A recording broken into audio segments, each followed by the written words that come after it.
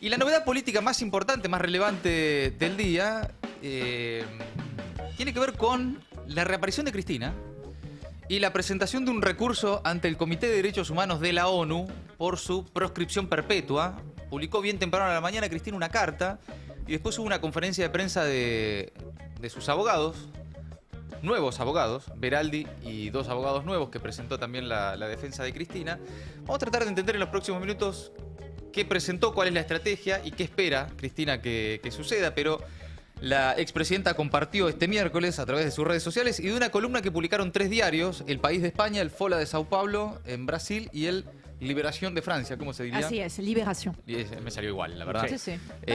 Con textos en los que reclama por lo que considera una proscripción perpetua. El eje de su queja es la inhabilitación que pesa sobre ella de presentarse a cargos públicos desde que, como todos sabemos, hace poco más de un año la Corte Suprema confirmó su sentencia en la famosa causa Vialidad a 6 años de prisión. En paralelo, Cristina anunció que presentó un escrito ante el Comité de Derechos Humanos de las Naciones Unidas, va a la ONU, Cristina, para, dijo, someter al escrutinio del derecho internacional de los derechos humanos la actuación de quienes condujeron mi juzgamiento a fin de verificar si fueron respetadas las garantías previstas en el Pacto Internacional de Derechos Civiles y Políticos, tratado libremente ratificado por la Argentina. Y es una larga carta, ahora vamos a repasar algunos de los fundamentos, en una estrategia que va a ser encabezada por el abogado brasileño Rafael Valim, quien integró el equipo de Lula, que obtuvo un pronunciamiento favorable en ese mismo comité para la situación judicial entonces de aquel momento del actual presidente de Brasil.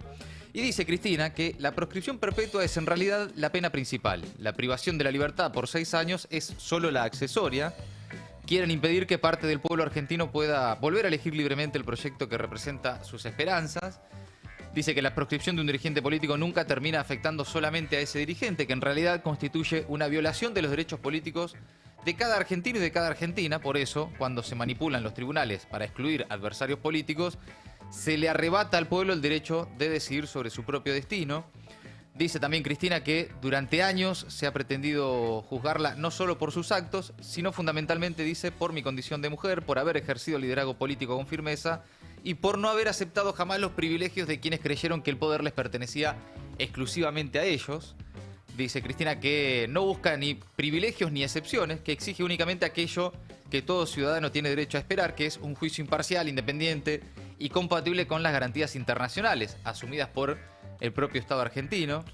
Un largo texto que publicó Cristina a la mañana en el que considera que es víctima de un ataque que no tiene como destinataria únicamente a una persona, sino a un proyecto político y por encima de todo a la voluntad popular soberana del pueblo argentino, dice la expresidenta, que agrega también que cuando se manipulan los tribunales para excluir adversarios políticos, como decía recién, con jueces que sustituyen la voluntad popular y cuando los procesos judiciales dejan de buscar la verdad para convertirse en instrumentos de proscripción y persecución política, una democracia deja de ser plenamente democrática.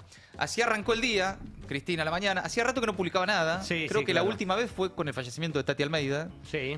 Y no mucho más, ¿viste? Está manteniendo un perfil bajo. Sí, Bueno, sí, evidentemente sí. venía trabajando fuerte en esto. Sí, después de el primer año de gobierno de Milei, con esos Che Milei, qué sé yo, siguió un poco más después de la condena y la reclusión de Cristina, pero fueron 1 o 2 meses más y después ya se decidió retirarse, ¿no? Un poco de la, Sí, de al la menos vida pública. de lo público, ¿no? Obviamente sabemos, estaba manteniendo un montón de reuniones políticas con distintos dirigentes del peronismo que la visitan en su casa, bueno, y toda la tensión, ya que conocemos, entre un sector del kirchnerismo y otro sector del kirchnerismo, Sí, claro. o un sector del peronismo y otro sector del peronismo, bueno, y todas esas disputas también a cielo abierto, con particularmente el espacio que conduce el gobernador Axel Kicillof. Y después en el final del texto, Cristina se dirige a los propios, a los suyos, y dice: jamás me doblegaré ante quienes creen que pueden vencer mediante la persecución y el miedo, nunca podrán quebrar mis convicciones ni mi compromiso con la Argentina. Lucharé hasta el último día por el reconocimiento de mi inocencia. Lucharé porque sé que la verdad termina siempre abriéndose camino. Y lucharé porque creo profundamente en la justicia cuando actúa con independencia y con respeto al derecho. Y dice también Cristina: lucharé sobre todo por ustedes, por el pueblo argentino, que merece vivir en una república donde nadie sea perseguido por sus ideas políticas, donde ninguna mujer sea discriminada por ejercer el liderazgo y donde los derechos humanos sean una realidad para todos y no un privilegio para algunos. Esa fue la carta de Cristina a la mañana, temprano. Sí, te iba a preguntar, Sí. Mati, digamos, porque lo primero que surge como información, después leí la carta, no llegué a la conferencia de los abogados, Sí. pero ¿qué es? ¿Que se va a cuestionar todo el juicio o se va a cuestionar solo la proscripción de Cristina? No, digamos? hay dos líneas de acción. Por un lado, cautelares específicas sobre La proscripción. Sobre la proscripción y después la cuestión de fondo. Claro. Pero después los abogados de Cristina adelantaron que en caso de que haya alguna decisión favorable a Cristina, la Argentina tiene que respetar la resolución de la ONU contra su proscripción si es que sucede. Pero la presentación, que fue elaborada por un equipo de abogados que está, obviamente el histórico abogado de Cristina, Alberto Beraldi, junto al brasileño Rafael Balim y el español Javier Borrego, que explicaron hace un rato en conferencia de prensa en el Hotel NH de Buenos Aires los lineamientos de esa conferencia, de esa presentación. Detallaron los fundamentos jurídicos del reclamo, las medidas cautelares solicitadas y los tiempos posibles de un proceso que advirtieron que puede demandar años, que en el mejor de los casos hay que tener paciencia y que hay que ver si en octubre efectivamente el propio comité acepta tratar la situación particular de Cristina. Ahora vamos a repasar parte de lo que vos estabas preguntando y punto por punto cuál es la estrategia, pero estuvo ahí en la presentación de los abogados nuestro compañero y amigo Alan Longi. Alan, querido, Mati te saluda, ¿cómo estás? ¿Qué tal? ¿Cómo estás, Mati? ¿Cómo anda el equipo de Maldita Suerte? Bien, Hola, amigo, Alan. gracias. Gracias por tu tiempo. Sé que estuviste ahí en la conferencia de los abogados. Acaba de terminar hace minutos nada más. ¿Qué sensación quedó de ahí? ¿Qué información te llevas?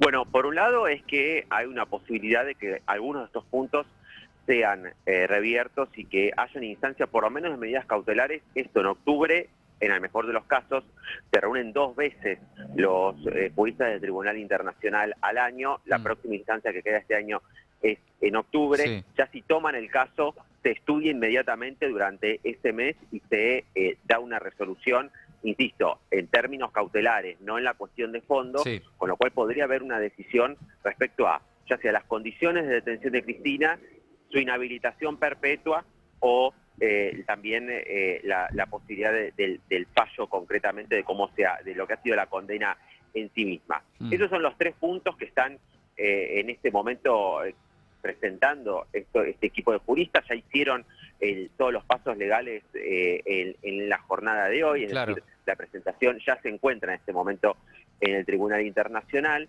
y sobre todo sobre la inhabilitación perpetua, sostienen que hay jurisprudencia y que ya ha fallado en contra de inhabilitaciones perpetuas a ejercer cargos públicos en el pasado, con lo cual debería haber en algún plazo una definición que dé marcha atrás sobre ese punto específico que es el de la proscripción.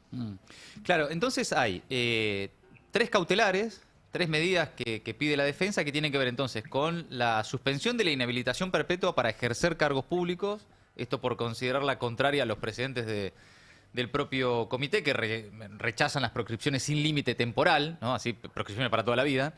Después decís, Alan, la segunda es la recomposición de la integración de la Corte Suprema, ¿no? Que hoy son 3 miembros y que considera la defensa que eso es una vulneración gravísima a toda la ciudadanía argentina. Eso es una cuestión mucho más de fondo que además ahí depende también de otra rosca, ¿no? De lo que tenga que ver con la conformación de la Corte Suprema, que va como por otro lado, ¿no? Que es como un carril y Sí, otro partido. Está generando muchas repercusiones este punto porque, claro, también implica, bueno, otro tipo de negociaciones y tampoco queda claro si la Corte determina que la Corte Suprema de Justicia tiene que tener su máximo número de integrantes, bueno, ¿qué plazos hay? Claro. Por ejemplo, o qué implicaría que el gobierno, el Poder Ejecutivo, envía la propuesta de los 2 miembros y listo, o hasta cuánto puede intervenir ahí la Corte Interamericana. Ahí es parte también del debate que se abrió una vez hecha esta presentación hoy. Y después la tercera, las cautelares, apunta al régimen de prisión domiciliaria. Básicamente piden, por ejemplo, el retiro de la tobillera electrónica, el fin de las restricciones para recibir visitas o para, por ejemplo, acceder a la terraza del edificio. Todas cuestiones que le son hoy prohibidas a Cristina y que el Estado argentino dicen que no la responsabilice por las manifestaciones de terceros frente a su domicilio en San José 1111. Todas esas son las cautelares que van por un lado y por el otro lado está la revisión de fondo, ¿no? Que es estrictamente lo sucedido durante todo el proceso judicial, ¿no? Exactamente, y es únicamente esta presentación se circunscribe a Cristina, no el resto de los condenados. Principalmente hizo mucho énfasis en esto Beraldi porque la condena a Cristina estaba a partir de un decreto del año 2009 que sigue vigente y a partir del cual establecieron el nexo de su responsabilidad con toda la causa o con toda lo que fue la administración de la obra pública vial en Santa Cruz durante todos los mandatos. Entonces, en virtud de esa situación es que se circunscribe únicamente a Cristina este pedido y no a todo el juicio de vialidad y a todos sus condenados, sino puntualmente la responsabilidad que el tribunal le asignó a Cristina en esos hechos investigados. Alan, por último, hubo un momento en que uno de los abogados dijo que, Javier Borrego fue, Cristina podría presentarse tranquilamente el año que viene a las PASO. ¿Qué pasó con eso? ¿Qué ruido hubo ahí al respecto? Porque está generando también mucha repercusión en este momento. Lo dijo 2 veces en la conferencia. Ya habían rumores respecto a este tema o a la estrategia electoral, ¿no?, que hay detrás de esta presentación judicial y legal.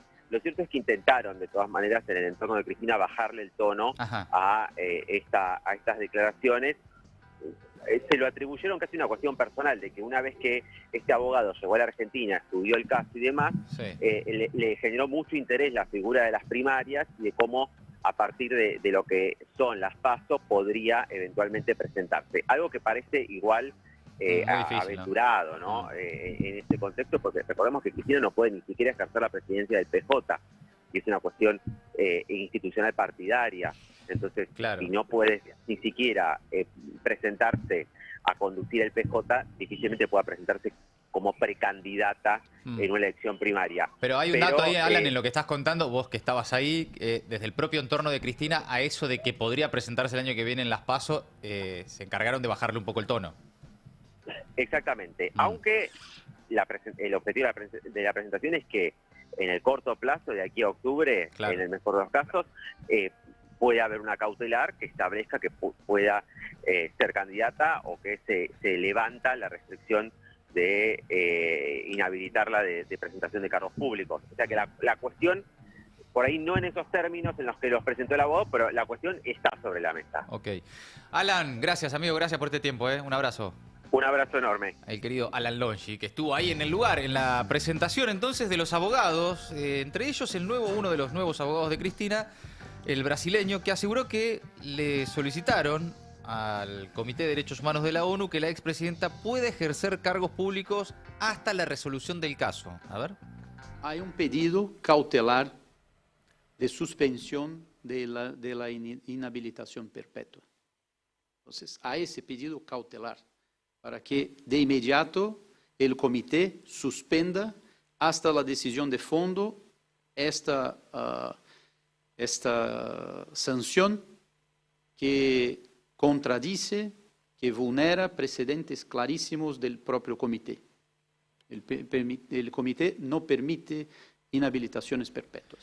Bueno, esa es una de las principales líneas, ¿no?, de la defensa, de la nueva defensa de Cristina y de la presentación de hoy. Ya explicábamos entonces en qué consisten 3 de las medidas cautelares y después la revisión de fondo, que según explicaron los abogados en la conferencia, las decisiones del comité son vinculantes y deben ser respetadas por el Estado, que puede ser condenado a cumplir las cautelares solicitadas o admitir las violaciones denunciadas.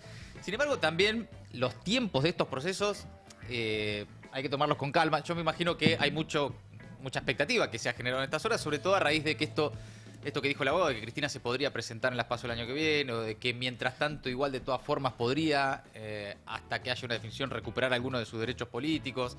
Eso no es tan así, o en el mejor de los casos va a llevar mucho tiempo. Claro. Las medidas cautelares podrían resolverse en cuestión de meses, posiblemente si en octubre hay algún tipo de aceptación del comité. Claro, lo que explicaban antes de que se reúnen 2 veces por año. Sí. Y bueno, ahí tienen la próxima es octubre. Claro, tienen que decidir ahí, cuando se junten, si lo aceptan o no el caso, ¿no? Sobre las cautelares de la situación específica de, por ejemplo, las condiciones de detención, etcétera. Después, sobre la cuestión de fondo... Sí, pero bueno, los derechos políticos se incluirían dentro de esas posibles cautelares. Sí. Pero revisar la condena o pedir que se revise la condena puede tardar algunos años. No estamos hablando de algo que va a suceder para las elecciones del año que viene. No, claro. Claro, y obviamente... Digo, esto los propios abogados se encargaron de decir, esto puede llevar tiempo, ¿no? Hay que tener paciencia. Y obviamente también es a revisar, digo, por lo menos, si ponerle que se emita la cautelar que revuelva los derechos políticos, igualmente ya va a seguir estando condenada y va a tener que seguir cumpliendo la condena y ahí se genera un conflicto. Sí, digamos. Por eso creo que los abogados fueron más cautos que las repercusiones que generaron lo que los abogados dijeron o la propia carta de Cristina. Si el comité falla a favor de Cristina, esa decisión no anula automáticamente la sentencia argentina, sino que obliga al Estado a adecuar su conducta a los estándares internacionales y sí le abre la puerta a un recurso de revisión en el sistema judicial local, recién después, en todo caso, de que la ONU la respalde. Veraldi dijo que hay prueba evidente de adversidad contra Cristina en el proceso y que la estrategia de ahí en más exige paciencia. Me parece importante destacarlo porque yo ya vi algunas repercusiones en varias cuentas de Twitter y demás de... ya está, Cristina el año que viene es candidata. ¿Con quién hace la fórmula? ¿Con quién es la fórmula? Que por supuesto muchos deben tener el deseo de que así sea. Ni hablar, hay un montón de gente que estaría encantado de poder votar a Cristina, ¿no? Pero no, al menos ahora y por ahora parece difícil que eso pueda suceder, incluso por lo que los propios abogados de Cristina dijeron. Tranqui, hay que tener paciencia. Repasemos algunos de los fragmentos para completar la información de los abogados. El español Javier Borrego dijo que se tramitó un proceso con muy graves violaciones del pacto internacional. A ver. ¿Por qué estoy aquí? Porque me llamaron para ver qué había pasado con un proceso seguido contra Cristina Fernández Kirchner. Y el proceso de verdad... He encontrado tantísimas violaciones, arbitrariedades, que es un proceso que una vez terminado, agotadas las vías internas en Argentina, conforme al artículo 5.2 del protocolo facultativo, se debería acudir, que es lo que hemos hecho, al Comité de Derechos Humanos. No se sorprenda, vivimos en un mundo globalizado. Yo anoche estaba en Madrid y esta mañana estoy en Buenos Aires.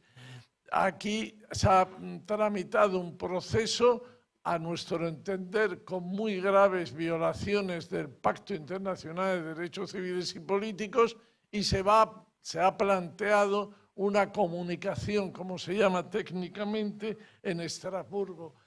En Ginebra, porque el Comité de Derechos Humanos está en Ginebra. ¿Por qué esa hostilidad a la doctora Kirchner? Porque es mujer. Soy español y usted es argentino. Todavía hay muchos hombres que, aunque no los reconozcamos o no los reconozcan, siguen con aquello medieval de la imbecilitas mulierum, etcétera. Porque ha sido la doctora Kirchner 2 veces presidenta, la única mujer 2 veces presidenta, una vez y reelegida, con un 45% y con un 54%, duplicando y triplicando en votos al siguiente candidato. Bien, ahí está. El español Javier Borrego, uno de los nuevos abogados de Cristina. El otro es un abogado de Lula en un proceso similar, en un proceso que también tuvo esta instancia en el caso de Lula. De hecho, el otro día lo hablamos con Diego Genú. Cristina ha dicho, en más de una oportunidad, incluso a gente que se ha reunido con ella, que considera que el caso de Lula es igual al de ella y que Lula incluso estuvo más días preso de los que lleva Cristina, digamos. El de Lula fue un proceso larguísimo. Larguísimo. Terrible. Llevó mucho tiempo, con mucha crueldad en el medio. Sí. Como no poder ir al funeral, por ejemplo, de su nietito. Y con, en algún momento, un cambio político, porque el propio establishment que había perseguido a Lula después lo fue a buscar, cuando se dieron cuenta que Bolsonaro estaba haciendo un desastre con su país. Sí. Yo veo más difícil que ese esquema de poder cambie en la Argentina. Veo a un establishment mucho más parado de manos para defender a Milei que para ir a pedirle a Cristina que vuelva. Y digo esto porque esos comportamientos del poder económico y del poder de verdad, del poder real, son muy determinantes en qué sucede luego con el Poder Judicial en la Argentina.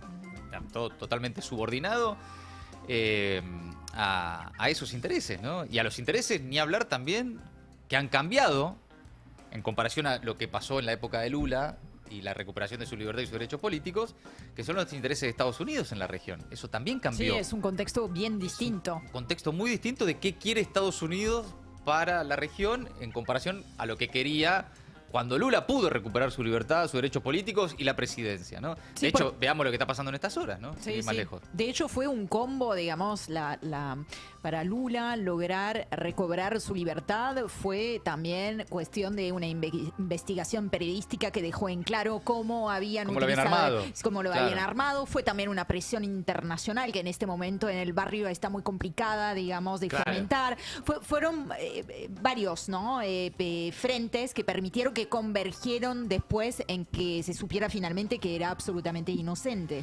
Y es cierto que esto llega también en un momento de una compleja relación entre las distintas tribus del peronismo y lo que estamos viendo, lo difícil que está haciendo por estas horas que tanto Axel como Máximo coincidan en un acto.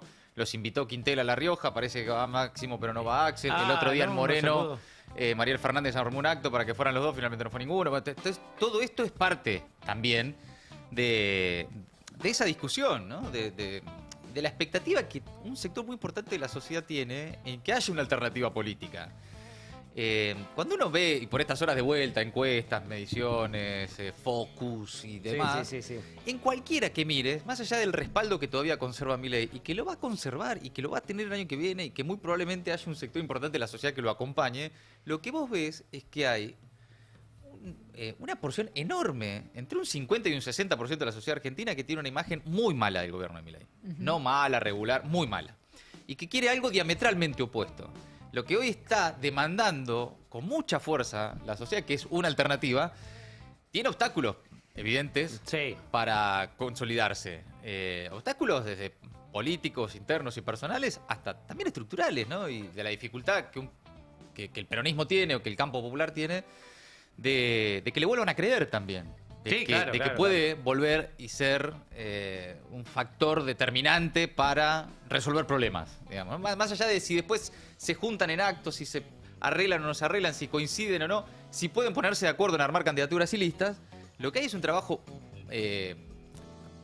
mucho más difícil todavía incluso para hacer, que es que la sociedad te vuelva a creer que podés resolverle los problemas y que podés ser una alternativa de gobierno, ¿no? Sí. Creo que hay una demanda muy grande de eso. Se ve. La gente lo pide. Están pidiendo una alternativa.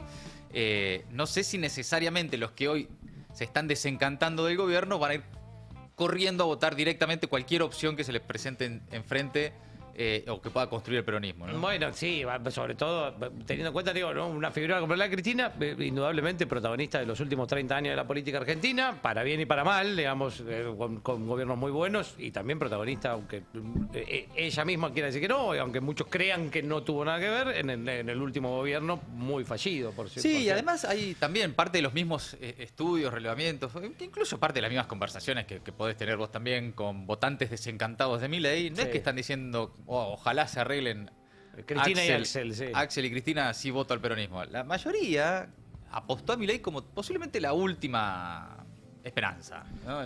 El último manotazo de expectativa. Y muy probablemente los desencantados de Milei se transformen más en no votantes o voto en blanco que en votos del peronismo o en votos de alguna alternativa, de un frente amplio antifascista o anti-Milei. Muy probablemente sea gente que ya no tenga ni siquiera más ganas de ir a votar, como ya se viene observando en las elecciones del año pasado.